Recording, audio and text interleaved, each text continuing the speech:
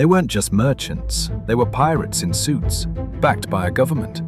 And they built the first global megacorporation in human history. The Dutch East India Company, or VOC, ran trade routes, started wars, printed money, and at one point, they made more money than Amazon, Apple, and Google combined. But how did a tiny European nation create the most powerful company the world had ever seen? Let's break it down.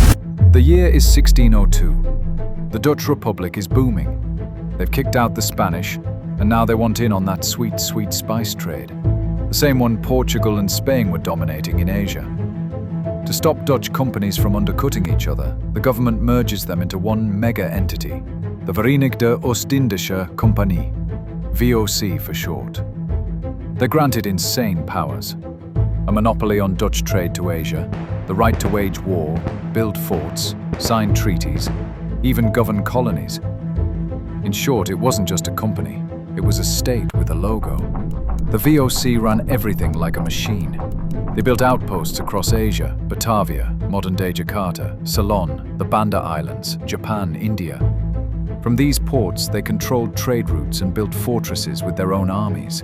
They didn't just move spices, they controlled their sources.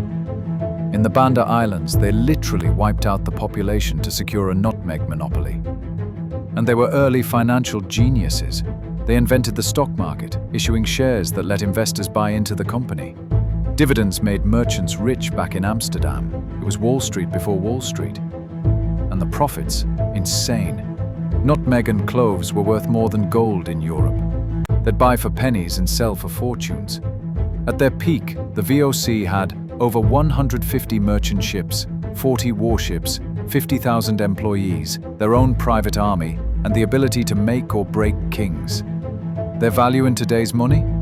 Roughly $8 trillion. Let that sink in. But behind the riches was brutality.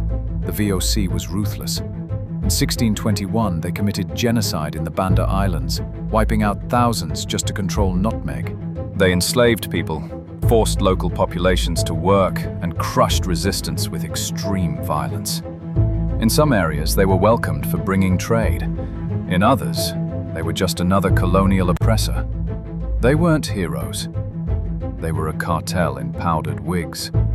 By the mid-1700s, the VOC was rotting from the inside. Corruption ran deep. Officials took bribes, investors got restless, and trade routes were under constant attack. Plus, the British East India Company was rising fast. War, piracy, rebellion, profits began to crumble. And let's be honest, managing a private empire across oceans without email was bound to break eventually. By 1799, the VOC was bankrupt. The Dutch government stepped in and absorbed what was left.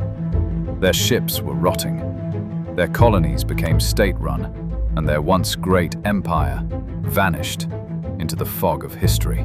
But the legacy? Oh, it's still here. The VOC gave us the modern stock exchange. It shaped global trade. And it taught the world how a corporation could behave like a country, for better or worse. They laid the blueprint for modern capitalism. Corporate greed, globalization, supply chains, even economic collapse. They weren't the last megacorp, just the first. So next time you buy a stock, drink your morning coffee, or watch a shipping container cross the ocean, just remember, the VOC was doing it centuries ago, with muskets and cannonballs. Like, subscribe, and comment below. What's the next empire you want us to uncover?